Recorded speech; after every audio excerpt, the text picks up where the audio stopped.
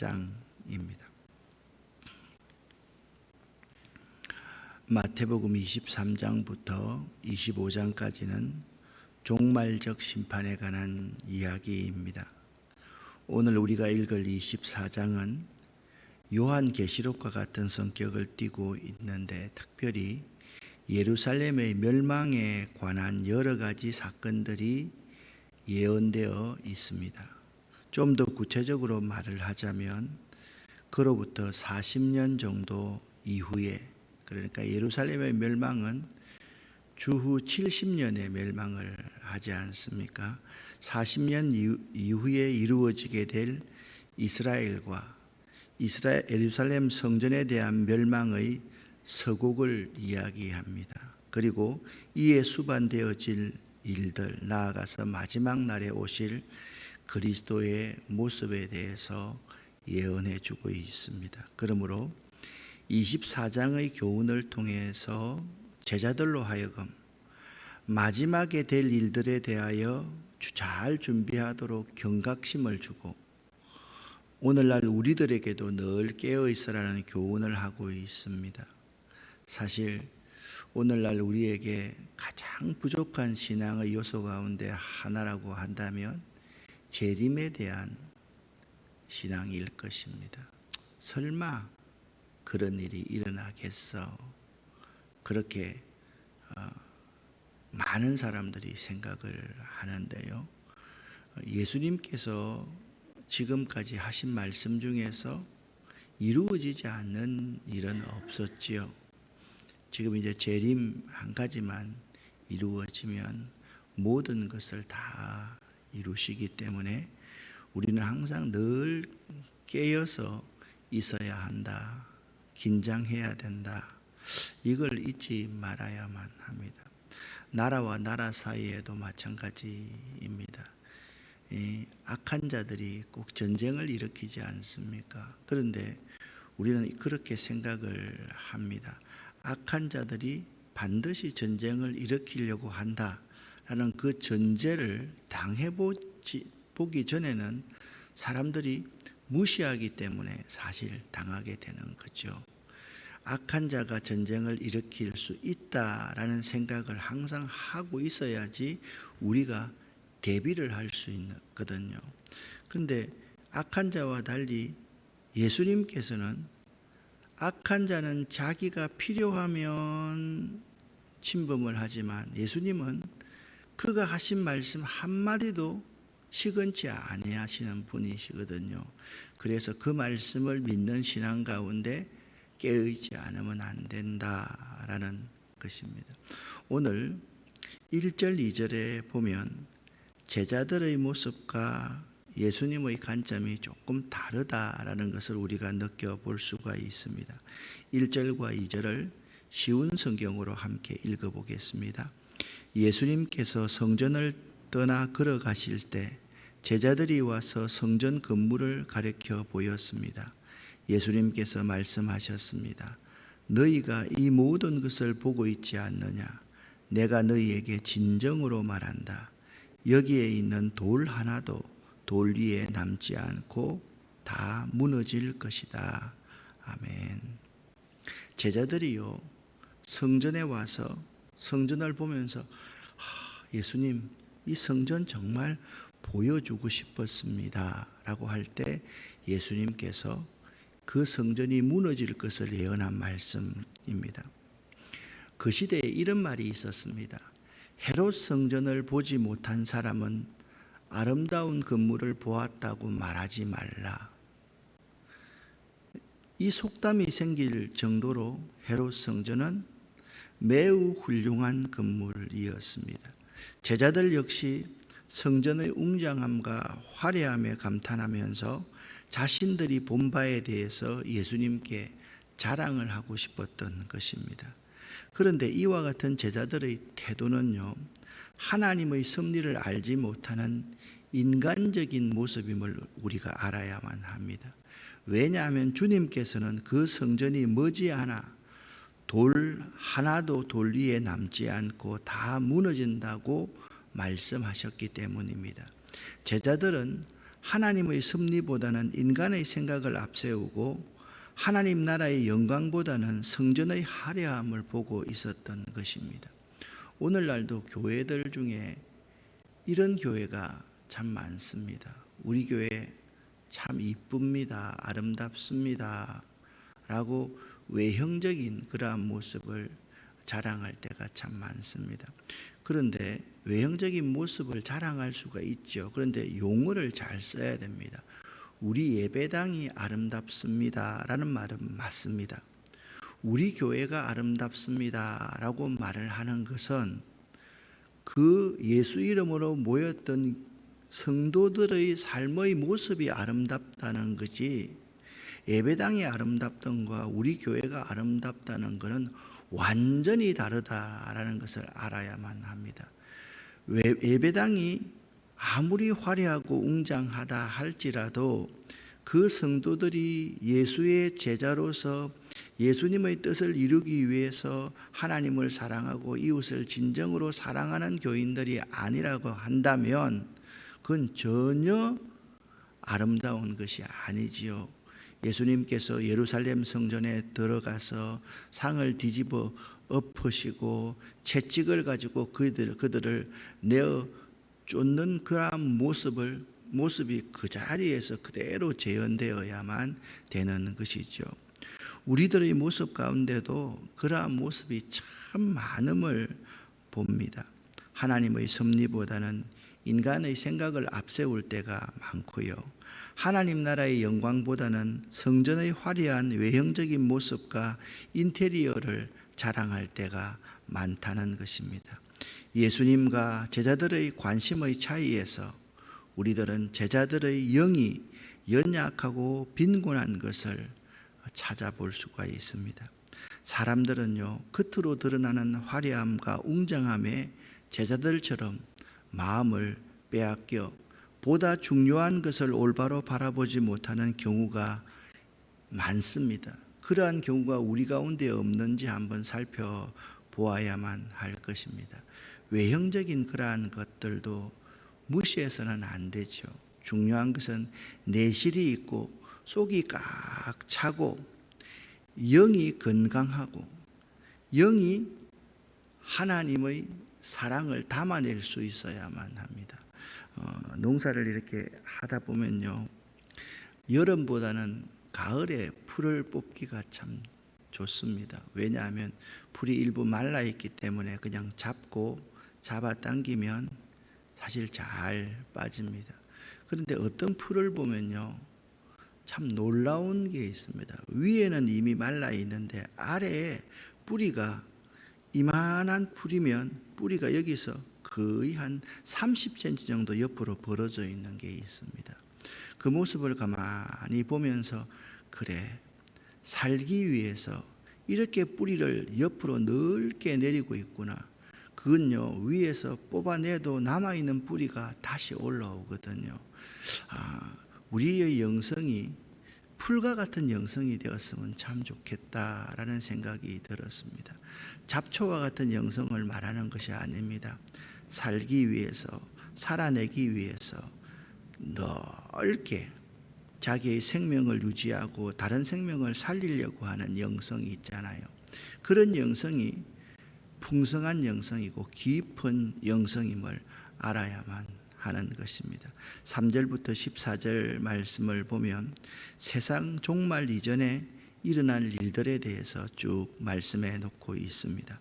3절부터 14절을 잘 한번 읽어 보겠습니다. 예수께서 감람산 위에 앉으셨을 때에 제자들이 조용히 와서 이르되 우리에게 이르소서 어느 때에 이런 일이 있겠사오며 또 주의 임하심과 세상 끝에는 무슨 징조가 있사오리이까. 예수께서 대답하여 이르시되 너희가 사람의 미혹을 받지 않도록 주의하라. 많은 사람이 내 이름으로 와서 이르되 나는 그리스도라 하여 많은 사람을 미혹하리라. 난리와 난리 소문을 듣겠으나 너희는 삼가 두려워하지 말라. 이런 일이 있어야 하되 아직 끝은 아니니라. 민족이 민족을 나라가 나라를 대적하여 일어나겠고 곳곳에 기근과 지진이 있으리니 이 모든 것은 재난의 시작이니라.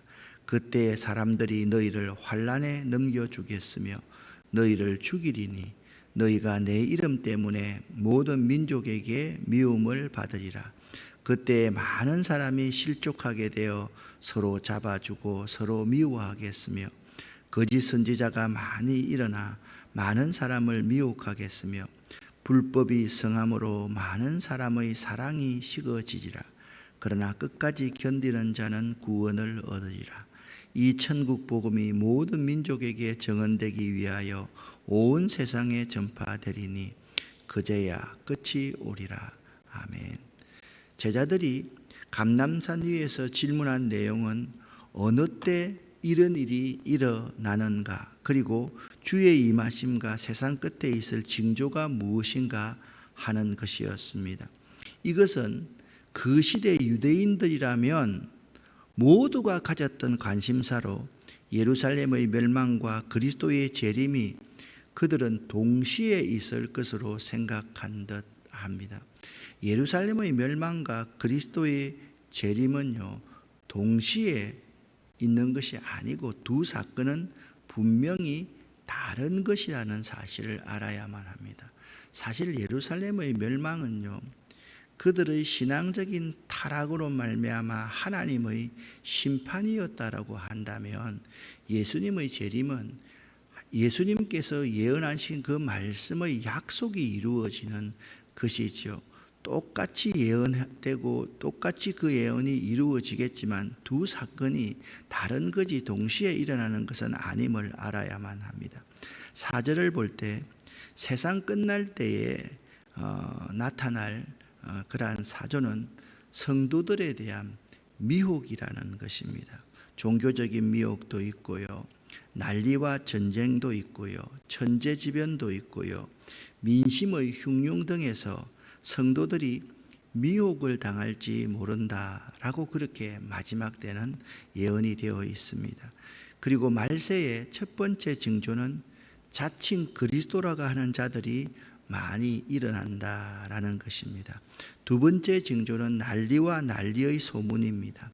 난리 곧 전쟁은 가까이 있어 그 소문은 멀리서 백성을 위협할 것입니다. 또 곳곳에 기근과 지진이 일어날 것입니다. 기근은 전쟁의 산물이며 말세에 종족 간의 전쟁, 국가 간의 전쟁이 많이 일어날 것인데 이에 필연적으로 수반되는 것이 기근입니다. 더욱이 앞으로 인구 증가로 인해서 식량 부족의 문제가 심각해서 모든 사람 가운데 가난하고 어려운 사람들이 기근에 직면하게 될 것입니다. 성경은 말하기를 이러한 징조가 있다 할지라도 아직 끝은 아니다라고 증언하고 있습니다. 이것들은 재난의 시작일 뿐입니다. 즉 새로운 건물이 세워지기 전에 옛집을 허물어야 하듯이 이러한 징조는 옛집 허물기와 유사하다라는 말씀입니다. 그 고통의 때가 올 때 재난이 시작되었구나라고 생각하면 됩니다. 우리는 조금도 두려워해서는 안 됩니다. 말세의 세 번째 징조는 성도가 신앙생활 때문에 박해를 받고 또 배교가 일어날 것이라는 말입니다. 밖에서는 박해로 성도들이 핍박을 당하고 교회 안에서는 믿음이 약한 자가 시험에 들어 성도들을 팔아넘기고 서로 미워하게 되는 것입니다. 또한 거짓 선지자가 많이 일어납니다. 이 마지막 때가 가까웠다는 것은 보면 이제 교회 안에 성도들끼리 서로 갈등이 있고 미워하는 경우가 참으로 많이 있다라는 것입니다. 우리의 신앙이 있잖아요. 아주 가까운 근시안적인 믿음을 가져서는 안 됩니다. 거시적인 믿음을 가져야 되고 종합적인 믿음을 가져야만 됩니다. 그래서 입체적인 믿음을 가지고서 볼 수 있어야지 요 교회 내 주변만 바라보면 그 사람은 항상 교회에 그치는 자가 될 수밖에 없다라는 사실입니다. 성경은요, 마지막 때가 될수록 거짓 선지자를 경계하라고 말합니다. 사실요, 밖에서 오는 폭군도로 말미암은 그 핍박보다 안에서 유혹하는 거짓 선지자는 더욱 무서운 것임을 우리는 바로 알아야만 합니다. 그래서 말세에는 좋은 지도자가 있는 좋은 교회를 만나는 것이 너무나도 중요합니다. 저는 이만갑이라는 프로를 자주 보면서 눈물을 흘릴 때가 참 있습니다. 이제 만나러 갑니다. 이제 탈북자들의 그러한 이야기이지요. 그 가운데 가장 안타까운 것은 수용소에 갇혀가지고 배가 고파서 죽어가는 어린아이들과 사람들, 그리고 고문당하고 핍박당하는 사람들을 볼 때 내가 저런 상황에 있다라고 하면 정말 어떻게 되었을까, 참 끔찍하다라는 생각을 할 때가 많이 있습니다. 사실 여기 가까이 북녘땅에 많은 사람들이 예수 믿는다는 이유 때문에 총살을 당하고 평생 감옥에 갇혀 있는 사람들이 많이 있다는 사실을 우리는 잊고 살 때가 참 많이 있습니다. 마지막 때에 좋은 지도자를 만나는 것이 너무나도 중요하다라는 사실입니다. 정치 지도자를 말하는 것도 아닙니다. 특별히 종교 지도자들, 좋은 분을 만나는 것이 매우 중요합니다. 또한 9절에 의하면 교회의 핍박에 대해서 말씀하고 있는데, 그런데 핍박이 교회에 미치는 긍정적인 영향이 4가지 정도로 요약할 수가 있습니다. 첫 번째, 교회가 핍박을 받으면요, 합심하여서 교인들이 진리를 사수하려는 그러한 마음이 하나 되는 현상이 잘 일어납니다. 두 번째, 교회가 핍박을 받으면요, 영적으로 교인들 한 사람 한 사람이 건강하게 될 수 있는 기회가 될 수가 있습니다. 성도들이 단단해진다라는 의미이지요. 세 번째, 교회가 핍박을 받으면 성도 간의 사랑이 깊어지고 짙어질 수 있다라는 겁니다. 서로를 생각하고 서로를 위하고 어려움 당하는 그 사람 때문에 내가 희생하려고 하는 그러한 사랑이 짙어지고 깊어지는 현상이 있을 수 있다. 네 번째, 교회가 핍박을 받으면요, 핍박을 받으면 받을수록 그 가운데 진주 같은 사람, 보석 같은 사람의 신앙의 이야기가 나오기 때문에 복음이 널리 전파될 수 있다라는 겁니다. 교회가요, 핍박을 받을 때 오히려 좋은 결과를 얻을 수가 있는 것입니다. 이것이 하나님의 섭리입니다. 요셉이 핍박 가운데 진주 같은 신앙으로 이스라엘 민족들의 아버지가 되었던 것처럼 우리 가운데 핍박이 있을 때 합심할 수 있어야 되고 영적으로 더욱더 단단해져야만 하고 사랑이 더 깊어져야만 하고 핍박을 받으면 받을수록 우리의 신앙이 보석같이 드러날 수 있어야 된다라는 점입니다. 세상의 끝은요, 천국 복음이 모든 민족에게 전거되기 위하여 온 세상에 복음이 전파될 때 세상의 끝이 온다라고 말씀했습니다. 교회와 성도들에게 환난과 고통이 닥칠지라도, 원수들이 많이 일어날지라도, 사람들의 가슴이 냉랭해지고 사랑이 식어진다 할지라도 이 복음이 편만하게 퍼져나가는 것은 마지막 때가 가까웠기 때문이다라는 사실입니다. 이 말씀은 하나님의 택함을 받은 자들이 부르심을 받을 때에야 세상의 끝이 오게 된다라는 말씀입니다. 오늘날 지역적으로 전 세계의 모든 민족에게 복음이 전파되어 있습니다. 그러나 아직도 복음이 잘 전파되어 있지 않습니다. 저는 이 사실을 이렇게 보면서 한 번씩 가다가 김포에 있는 마트에 이렇게 갈 때가 있고 어디 갈 때가 있는데, 그래도 거기서 아는 사람 한 사람 정도는 만나면 참 좋겠는데 그 큰 마트에 가거나 가도 아는 사람을 한 사람도 안 만날 때가 있습니다. 제가 목사인 것을 드러내려고 하는 것이 아닙니다. 이만큼 예수 믿는 사람들이 적구나라는 생각을 하게 됩니다. 사실 그렇습니다. 우리는 세계에 여러 선교사님들이 나가 있고 땅끝까지 복음이 전파됐다라고 생각하지만 아직도 열방과 민족 가운데 복음이 들어가야 될 곳이 얼마나 많을까를 생각하면서 우리가 헌신할 수 있어야만 할 것입니다. 12절부터 14절까지 말씀을 보면 12절에 보면 마지막 때에 불법이 성하고 사랑이 식어진다라고 말씀하고 있습니다.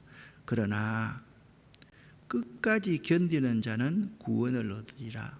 여러분과 제가 있잖아요. 끝까지 견디는 자가 될 수 있어야만 합니다. 끝까지 견디지 못하면 소망을 가진 인내가 없으면요, 사실 마지막 때는 신앙생활 잘 해놓고 실패자가 된다라는 것입니다. 우리는 오늘 12절과 13절에서 두 가지를 명심해야 됩니다. 마지막 때는요, 불법이 성하고 사랑이 식어진다. 마지막 때는 이런 때이다. 그래서 저는 마지막 때에 가장 우리가 알 수 있는 징조는 뭐냐면 사랑이 식어진다는 거예요. 무관심하게 되는 거죠. 이기적으로 되는 거죠. 개인주의적인 성향을 가지게 되는 거죠. 저는 명절을 보내면서 이런 생각을 할 때가 참 많이 있습니다. 옛날의 명절과 요즘의 명절을 가만히 생각하면 요즘은 명절 때에 어른들을 찾고 그리고 친지들을 찾고 가족들과 함께 있는 것보다 명절 때 가보면 자기가 하고 싶은 것하고 가족이 하고 싶은 것을 하는 명절이 휴일의 개념으로 많이 자리 잡는 것을 봅니다. 참 좋은 현상일 수도 있지요. 그런데 우리에게 그것이 바로 이기적이고 개인적으로 사랑이 식어지는 그러한 모습이다라는 생각을 하면 참 안타까울 때가 참 많습니다. 이번 명절도 제가 일찍을 쭉 서면서 보니까 하루 종일, 옛날 같으면 그렇지 않았겠죠. 하루 종일 정말 한 사람의 그림자도 안 보이더라고요. 뭐 그게 어떤 거냐라고 그렇게 생각하기 쉽지만은 우리 한 사람 한 사람은 신앙도 참 개인주의적으로 그렇게 바뀌고 있다라는 생각을 하면서 명절을 보내면서 생각이 참 여러 가지다라는 생각을 많이 해보았습니다. 또한 우리가 끝까지 잘 견디어야만 하는데 견디지 못하는 사람들이 참 많이 있는 것 같아요. 지난 3년 동안 우리 신앙생활의 공백 기간이 있었지 않습니까? 지금 각 교회는 사실 비상이 걸려 있습니다. 목회자들이 만날 때마다 그 교회는 몇 명 정도 떨어졌어요, 몇 프로 정도 교인들이 떨어졌어요 할 때 공통적인 퍼센테이지는요 30% 내지 50% 정도 교인들이 떨어졌다라고 그렇게 이야기를 합니다. 일반적으로 한 40% 정도 출석 교인이 줄었다라는 거죠. 우리 교회도 사실 그렇습니다. 30대, 40대가 참 많은데 그렇지 않습니다. 여러 가지 상황이 있겠지만 마지막 때 끝까지 견디지 못하는 그러한 사람이 되어서는 안 되겠다. 또 마지막 말세를 보면서 말세를 보지 말고요, 종말을 보지 말고요, 더 깊게 봐야 될 게 한 가지가 있습니다. 그게 14절 말씀입니다. 천국 복음이 모든 민족에게 전파되어야만 한다. 그럼 누구를 통해서 전파되어야 됩니까? 선교사님을 통해서 전파되어야 됩니까? 아닙니다. 선교사님을 통해서 물론 전파되지만 우리를 통해서 천국 복음이 세상에 전파되어야지 주님께서 오신다라는 점을 여러분 잊지 마시기를 간절히 부탁을 드립니다. 마지막 때가 되면 될수록 허무주의에 빠지는 것이 아니라 우리가 더욱더 적극적으로 사랑을 실천하고요, 잘 잘 소망을 가지고 끝까지 잘 견뎌낼 수 있어야만 되고요. 천국 복음을 온 세상에 전파할 수 있는 우리들이 되어야 되겠다. 꼭 기억할 수 있기를 예수 이름으로 간절히 축원합니다. 기도하겠습니다. 하나님 아버지 감사합니다. 오늘도 마지막 때의 징조에 대해서 가르쳐 주심을 감사합니다. 특별히 제자들이 예루살렘 성전을 보여주면서 화려하지요, 웅장하지요 라고 했을 때 돌 위에 돌 하나 남지 않고 이 예루살렘 성전이 무너질 것이다 라고 예언하신 예수님의 그 예언의 말씀이 그로부터 40년 이후에 이루어졌음을 꼭 기억할 수 있게 하시고 우리 한 사람 한 사람의 교회들이 이 주의 몸된 교회를 더욱더 든든한 기초로 세워갈 수 있도록 도와주시옵소서. 오늘 이 새벽에 기도하는 우리 모두에게 하나님 은혜를 베풀어 주시옵소서. 우리의 기도에 응답하여 주시옵소서. 고향에 돌아가서 이제 오늘 내일 돌아올 모든 분들에게도 건강으로 함께하여 주시옵소서. 예수 그리스도 이름으로 축복하옵고 간절히 기도 올립니다. 아멘.